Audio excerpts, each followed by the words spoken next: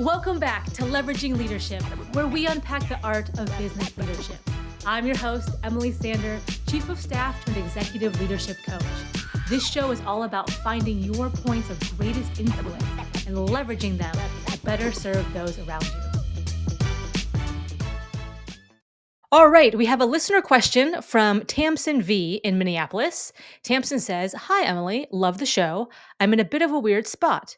My CEO and COO recently came to me with a project they'd like me to take on, and they were very clear it's my choice, no pressure. They think I'd be great at it, and I get why. It plays to a lot of my strengths. The idea is to build out a sort of mini PMO function to help us get more rigor across initiatives. It would mean bringing on a couple of new people and probably owning the structure and rhythm for how projects flow through the org. But I'm hesitating, and I'm not totally sure why.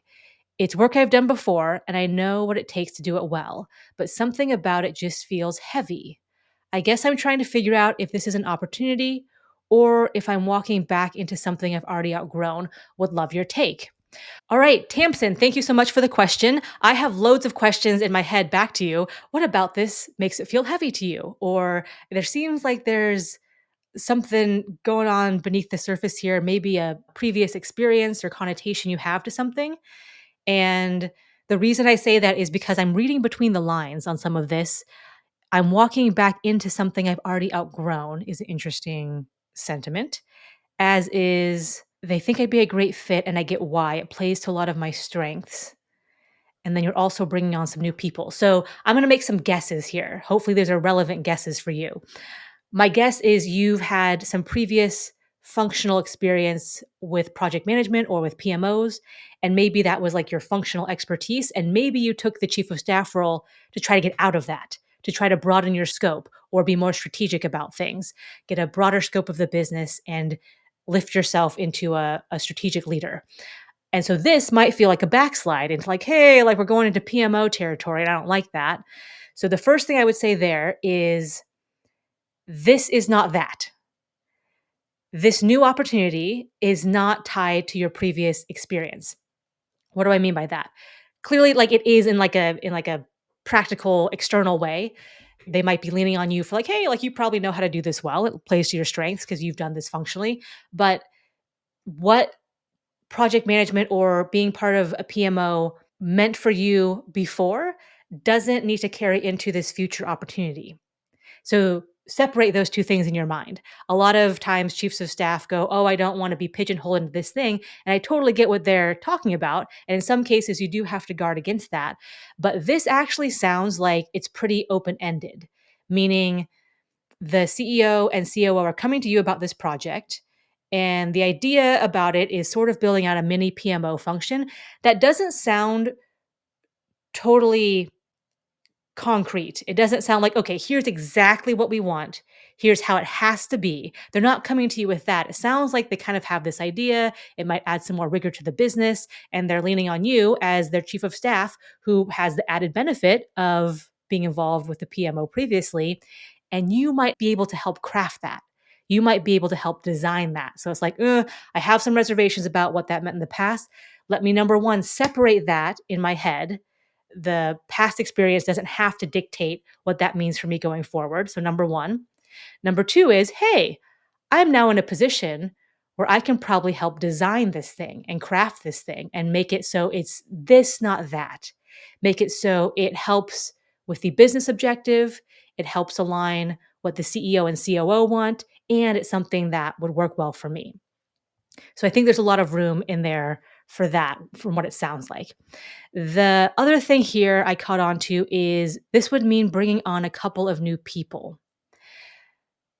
Many chiefs of staff I speak to go into the chief of staff role because they don't want any direct reports. They're like, people management, not for me, love people. I can handle a few high performing ICs, but I don't want to do like the people management thing. So this is a guess. You could love people, you could want a team. This could be a great opportunity in that sense for you, but just kind of calling that out in case it's something of a concern for you.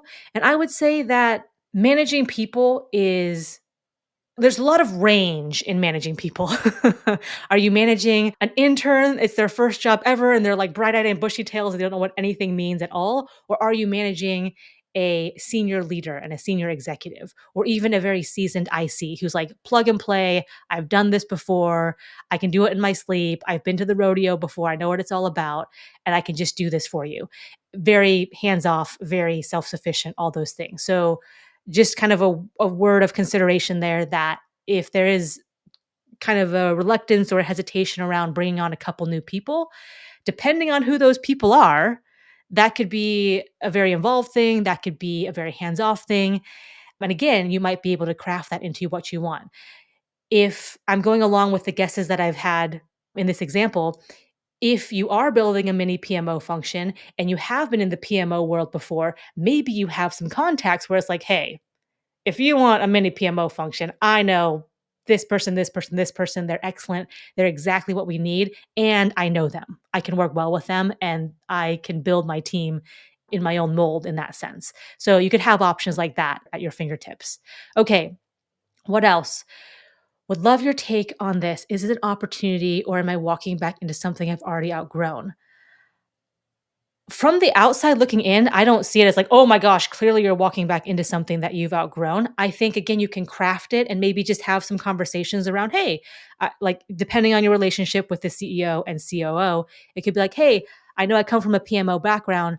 I just wanna make sure that I'm still gonna be involved in all these other things," or even do a presumptive close around that where, "As we're building out this mini PMO team, here's how I see this integrating with the other departments, or here's how I see this integrating across departments or in our long term strategy." All these things that are just presumptively you're still doing all of the overarching chief of staff roles and responsibilities.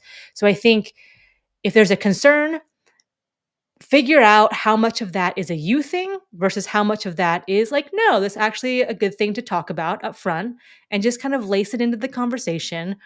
Or I don't know if this has been like a thing between you and the CEO or COO before, and you need to hit it on the head and make sure, hey, I want to be clear about the expectations. You can have that conversation too. Nothing about this screams like, oh my gosh, it's stepping back into something you've outgrown. Again, I'm making some guesses here, but I think this is an opportunity. I think you can craft this how you want it to be.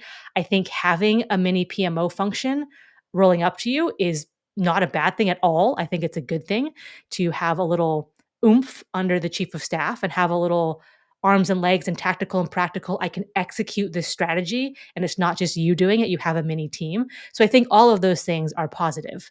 Hopefully, it gave you some good food for thought. Again, nothing about this is screaming like, no, like red alert, don't do it.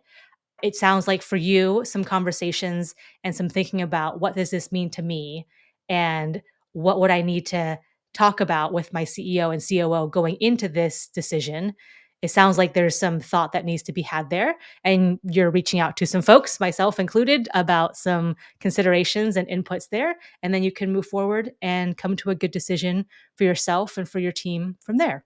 So I hope that helps. And if anyone else has a question they'd like to ask and have answered on the air, then feel free to reach out to me. I have been told by my team not to say email me directly, which I normally say. I say email me at emily@nextlevel.coach. But they have said to say drop it in the comments. And they kind of told me that in a way where that's what the cool kids say. So if that's what I'm supposed to be saying, then if you have a question for me, please drop it in the comments or drop me a DM on LinkedIn. So direct message, just message me on LinkedIn, find my profile. It's in the show notes. Or you could email me directly at emily@nextlevel.coach. And I will catch you next week on Leveraging Leadership. If you enjoyed today's episode, please like, share, and subscribe wherever you get your podcasts.